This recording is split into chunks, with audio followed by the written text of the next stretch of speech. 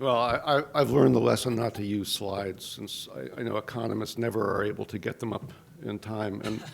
And I admire how quickly the presentation was given. I'm from New York, and I can speak quickly, but you put me to shame. It's very good. And made a lot of sense, nonetheless, which is very rare.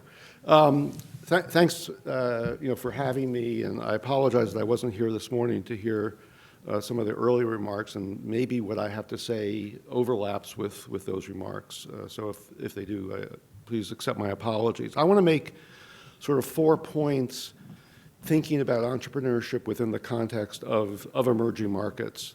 And these 4 points, were generated through correspondence with Bennett for things for us to think about, but they naturally are things that I've been working on in fits and starts, both in the private sector and at the World Bank, and then earlier as an academician and policymaker. The first sort of question, and I think we've been dancing around this to some extent, is entrepreneurship or entrepreneurs in emerging markets, and by emerging markets I'm referring to all developing countries, starting with all due respect from a South Korea down to a Burundi, just using the IMF World Bank definition. Are entrepreneurs in emerging markets, very different, fundamentally different from entrepreneurs in the advanced countries? And as I think about this notion that the Bill Gates, the Steve Jobs, starting in their garages, well, maybe in emerging markets there aren't garages, but it's often someone with a bright idea. And in many cases, that bright idea can come about from a multitude of ways, and that's not unique to advanced countries. At the root, I think a successful entrepreneur who is able to create an invention, diffuse it to an innovation, and then sell it more as a commoditized item. The real crux there is access to markets or access to buyers, right? And this access to buyers could be physical, infrastructure, access to roads, whether it's or trails, whether it's by horse or car or railroad. But there's also, I think, one of the differences with emerging markets versus advanced countries in the access to market question, apart from sort of the hardware, which is what I've just referred to in terms of infrastructure, is what I would call, for lack of just to keep the analogy right, sort of the software. And we talked a little bit about competition policy. Well, in many emerging markets, in some cases, although only recently we're seeing that in the advanced countries, there is a competition policy that's beginning to work. The competition policy regime, or the notion of vested interests in emerging markets, which tend to be quite rife, given the fact that these markets are nascent by definition, they may well be a serious impediment to entrepreneurship becoming as successful as it may be in an advanced economy. And it also may be the case in another part of the software impediments in emerging markets for entrepreneurship, stems from, by extension, sort of regulatory barriers and the like, or the lack of regulation to protect property rights and so forth. But for me, I think the big point, and I've been writing a little bit about this over the last couple of years, is the notion that entrepreneurship begins only in advanced countries, as Ray Vernon, wrote about many, many decades ago when I was in graduate school about the product life cycle. That notion is being turned on its head. The notion of the product life cycle is that it's the advanced countries that are the homes to inventions. As the home country market becomes saturated, and as there are refinements to the product, it becomes a little bit dumbed down into an innovation, and it makes its way to middle-income markets. And over time, as Ray would say, it goes to a very commoditized item and penetrates the emerging markets. And that is one of the theories of multinational corporations and innovation and the like. Well, what we're seeing, and thank God it's happening in my lifetime, is that that model is being flipped on its head. So the archetypical example is mobile money, okay? And, for those of us who work in emerging markets and development, we're very clear about when the M-Pesa, in Kenya was invented, almost a decade ago. And we get a chuckle, at least I get a chuckle, when I see all of a sudden Apple, and Google, is beginning to create a smartphone, with the ability to pay for things. It's very difficult. It's been very difficult, actually, for several years to take a cab, a taxi, in Nairobi and use cash. I mean, it's an economy that is driven by the use of the mobile telephone, and it's essentially a bank in your pocket. Now, that was not created in the United States. It was not created in Europe, but all of a sudden we think, oh my God, this is the greatest thing since sliced bread. But it's a very powerful example, either by dint of necessity in the emerging market context, where there wasn't that capability before, and engendered by the fact that there is no legacy technology that is a vested interest, in essence, that's standing in the way. There's not an obsolete, lots of sunk costs, legacy technology. And when you face an environment where there's a demand and that there's their absence of someone who's going to get in your way, whether it's the government or other actors, all of a sudden that becomes an environment for invention. And so there are many other examples of inventions making their way backwards from the emerging markets to advanced countries, and I think we're just at the beginning of a trend in that way. Now, in the end, there's going to be a convergence probably, but we can talk about that, separately. But I think the question of whether entrepreneurs in emerging markets are different from advanced countries, I mean, for me, the ultimate answer is not a lot, right, in the reduced form context. The second point is, does the acceleration of globalization in the last 2 decades, the notion that globalization, just started 2 decades ago, is, I think, most of us would agree, is a myth. But is that the new environment, if you will, of accelerated globalization? How does that affect entrepreneurship in emerging markets? And put aside the product lifecycle stuff that I was just talking about, clearly the advent of the web is making less of an information impactedness problem as long as people in emerging markets have access to the web. And again, if you think about the mobile money problem, there's not the legacy. So all of a sudden you're seeing fiber optic, cables in many emerging markets. I live in Georgetown. There's never going to be fiber optic there, through my lifetime, because they're not going to dig up the street, okay? So globalization is really helping in that regard, assuming that there's free access or easy access to the information flows. But does that mean that globalization means that entrepreneurs in an emerging market should behave differently than before? Well, I think in one respect, yes, that they're going to have greater access to understanding what's going on in other markets around the world. So, the notion of an Uber that, for all practical purposes was invented in advanced countries, but you can now see it in emerging markets. That fact that we're able to be connected, the information flow becoming more efficient, means that entrepreneurs, yes, on the margin are going to behave differently than maybe in earlier periods of time. But I do think, again, the bottom line for me on the globalization question is, at its root, entrepreneurship, at least over history, shows that success at home breeds success abroad. And so it's not like all of a sudden we're in a global market and sort of an entrepreneur think globally from the get-go. I think the lessons from history are that's probably a mistake, and you need to think about, okay, how can I make a go of it? How can I be the best firms or the best entrepreneurs in the domestic market become the best and the fiercest competitors in the broader international market? So in that respect, I don't see, fundamental differences.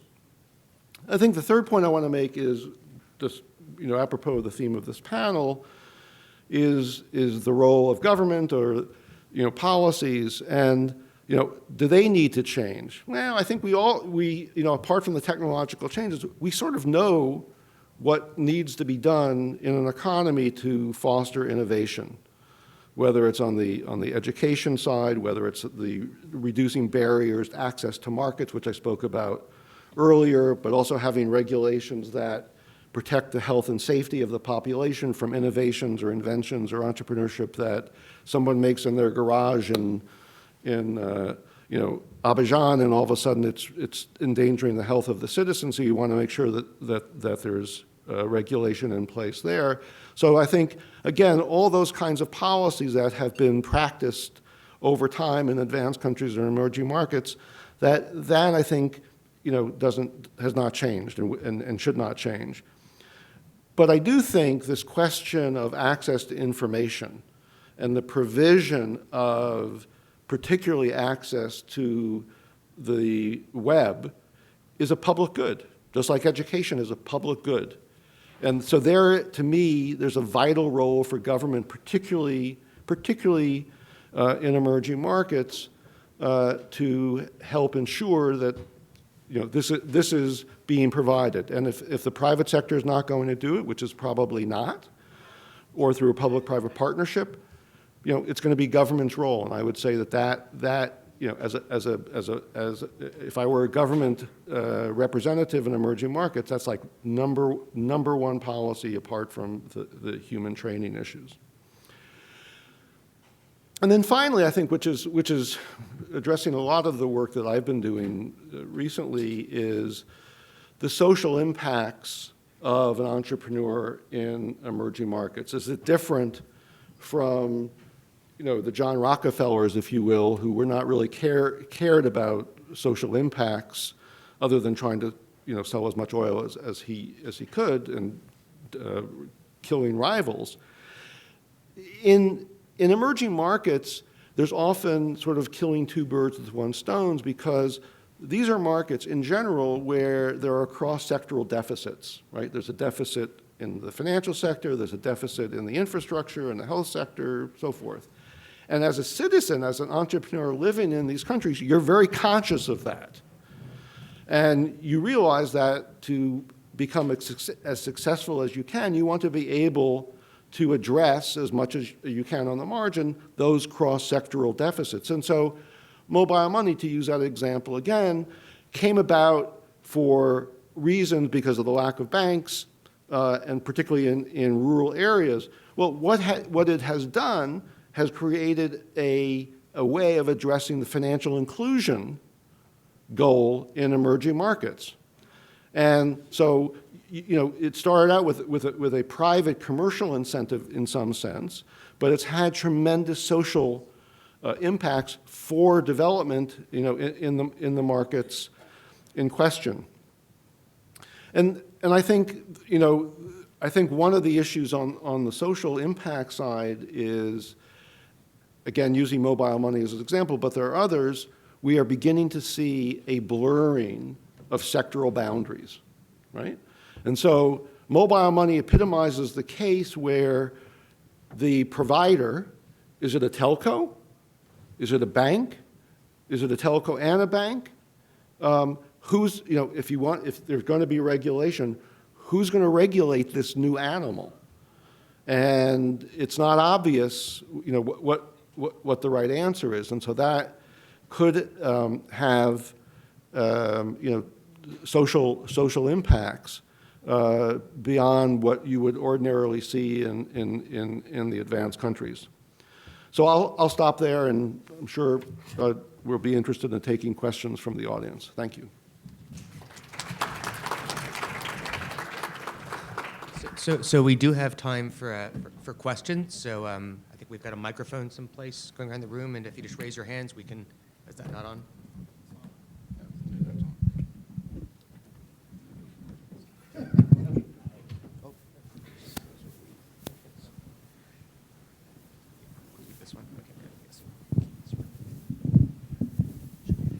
Hi, so Paulo Procno from the Smith School.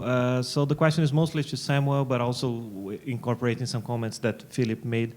So this issue about company growth. I mean, companies grow, the objective should be that they would increase their margins, be more profitable. Otherwise, there is no point in growing. What we see throughout Latin America, and I'm talking then especially from Brazil, where I'm from, is companies are extremely profitable. So because of competition issues, etc. So growing is risky. It would involve investments. It will involve more efficiency. They are at the right size, and they're extremely profitable as they are.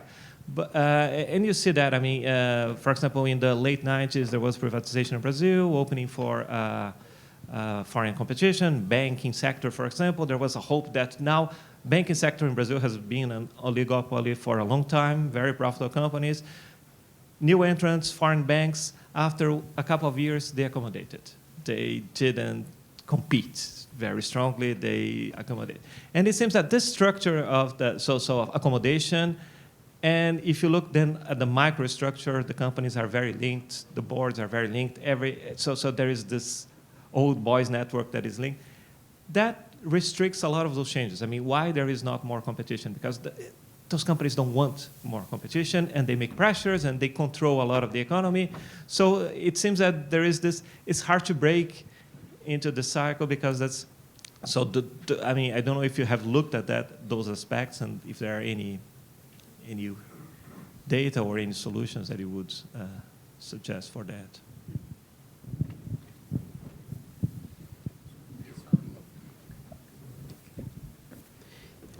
So yeah, absolutely. I think firms are behaving optimally or rationally in this sense. They don't grow at the same pace as firms in other regions, not because they are dumb, but because they are sitting on a lot of profits, right? So they don't have the incentives to do it. So actually, our take is that more than giving incentives, positive incentives, to put it some way, to these firms, you have to actually kind of boost competition and so on, right? And I think it goes beyond this thing. The scale of the firms goes beyond this thing about having enough profits to stay at this optimal size that they have.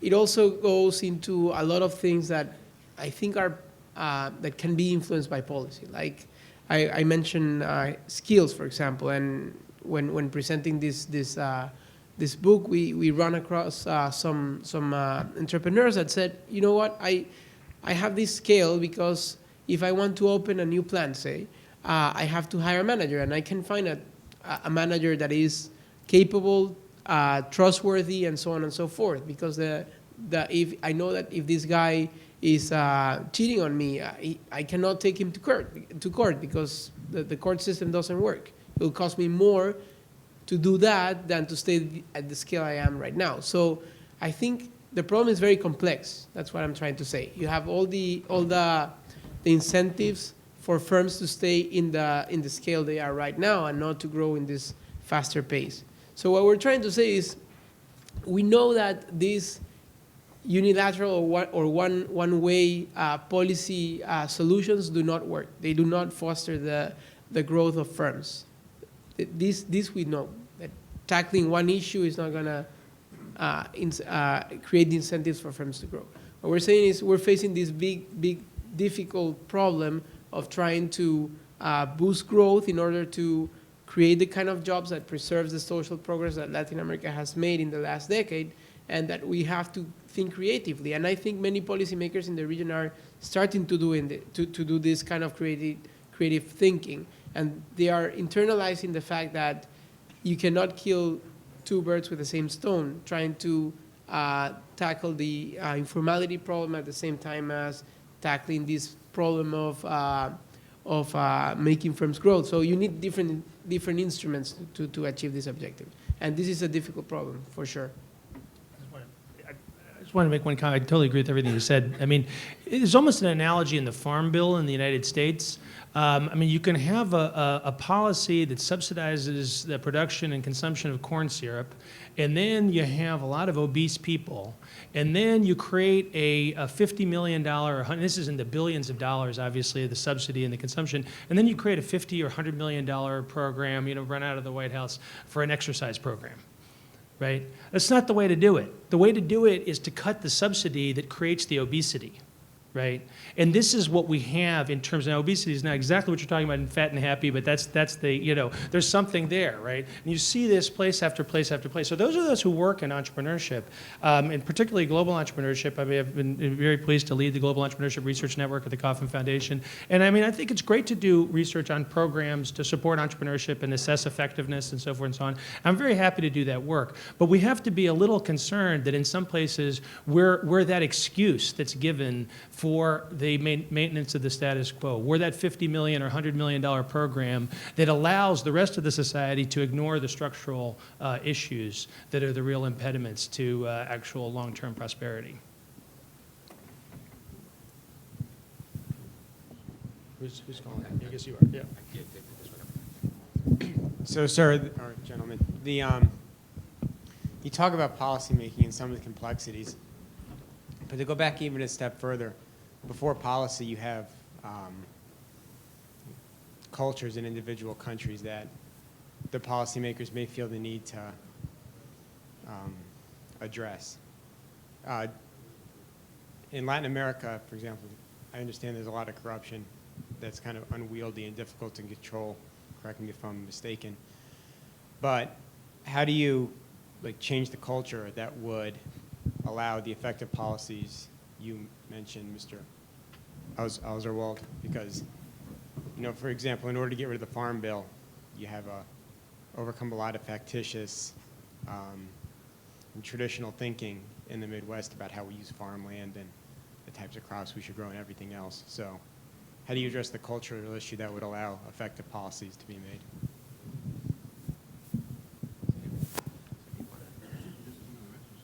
What's that? I mean, I just said something, so. No, I mean, you're from Latin America. Sure. I think.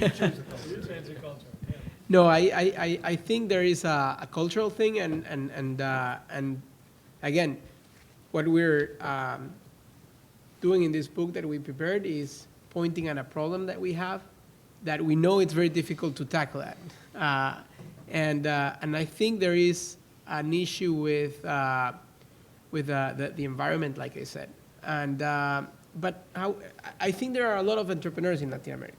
Okay, there are people that are creating these bright things, like Harry mentioned. I think emerging markets do produce a lot of things that are innovative and that they are copied or that are imported by developed countries. The issue is an issue of mass, right? There are some very good entrepreneurs, but we didn't have as many as probably we need to create these kind of well-paid jobs and so on. So I think it's a difficult problem, but I think it can be achieved. And like Philip mentioned, I think environments do play a role, but these are not the only thing that matter, right? You do have these entrepreneurs that overcome these problems of corruption and lack of contractual certainty and so on and so forth. So I think it's kind of a big push problem, but it can be done. That's my take. And I mean, as you're saying that, I mean, I guess, Iqbal and I started this journal, Innovations, because we really both believe in the power of narrative and culture. And also because we believe that the data and the analytic techniques to study the topics that we're focused on today just mostly don't exist. So the best reports we can get on what is happening and sort of the entrepreneurial frontier is to get actual stories back, analytically, rigorously considered reports back from the people who are really creating the future around the world. So that's what the point of Innovations Journal is. I think it's deeply important to invest in new narratives to really support the creation of an environment where there can be kind of new heroes that come up, and that you sort of that change the discussion around what success is in a particular country. I mean, there's a survey done of young people in Karachi by one of my colleagues at George Mason. It's really the first, sort of large-scale survey in Karachi of youth attitudes that I believe has been done. But anyway, it was just a couple of years ago, and it found two things. One, that the young people in Karachi view the number one problem in Pakistan, energy, issues, corruption issues, all that stuff. And violence and all the sort of things we think about were there, but the number one was corruption. Corruption was the number one issue as far as young people impeding the progress of the country. And then they asked them what their preferred career path was, where they saw themselves going, and they said the civil service, right? So, I mean, if you know where the money is, that's where you want to go. And so I think to the extent that and now there are unbelievable, entrepreneurs in Pakistan, Monis Rahman, who and Seema Aziz, and I mean, really world-class entrepreneurs, and telling their stories and kind of getting that out. I think it can be part of a long-term cultural shift, but it's not easy, and we need it in the United States too. This is why we created the National Center for Entrepreneurship and Innovation. Hi, I was just going to make a comment based upon his question. My name is April Williams, and I'm with the governor's office in the state of Maryland. And it was you kind of stole my thunder, but it was good. But I was basically going to state that I think it's important that when we're trying to change these systems, that we empower these entrepreneurs. I was an entrepreneur in the state of Maryland for 5 years, and the amazing things happen when you begin to get one person together, and then that one person goes out and gets another person. So whether that's here in the States or across the world, once they begin, kind of like you were saying, to hear about successes, you begin to, like you said, change the narrative. And I think that when you change the narrative, then people start voting in new leaders who have that concept of that changed narrative. And then slowly but surely, things, I believe, begin to change.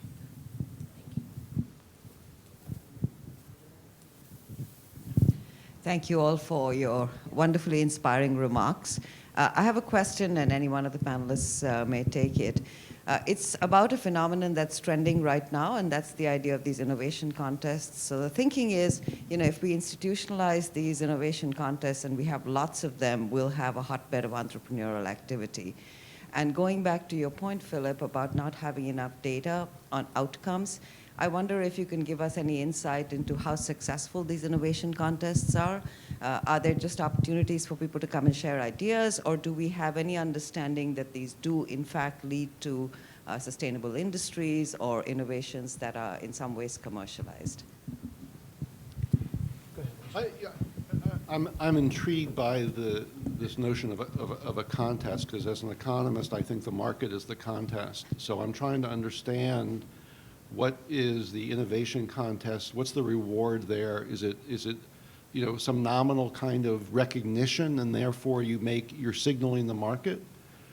Yeah. So, I mean, in this area, for example, you throw a stone and you'll hit an innovation contest around, mobile health technologies or whatever's trending right now, big data analytics, or how to use smartphones for various kinds of things. So in some ways, it is an opportunity for people to come together and showcase their products and ideas. There are nominal prizes, but the question always is, these are nascent ideas, and do they go any further than those innovation contests? So there's a kind of convergence of three things happening. One is the whole world, which is not quite the context, but related, of prediction markets. And so you have Nate Silver, and he popularized this, but another colleague of mine, George Mason, Robin Hanson, was working on this a decade and a half ago.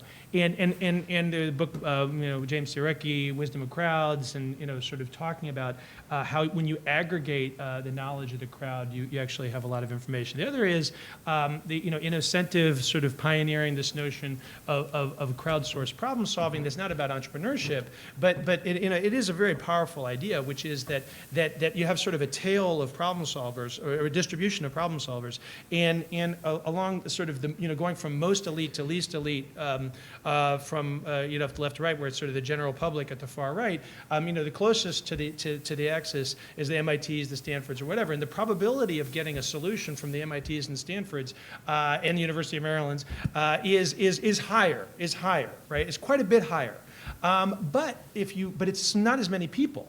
Right? And if you take the entire mass of possible solutions and you integrate over everything that's not elite, there are actually more good solutions in the rest of the distribution than there is in the elite part of the distribution. So what Innocentive does is open up these. They have all kinds of evidence, and it's very powerful at this point. And Kareem Lakhani at the Harvard Business School has done a lot of work on this, really rigorous and very informative work. So there's really not too much doubt at this point that basic premise works. The question is, how much does it have to do with entrepreneurship?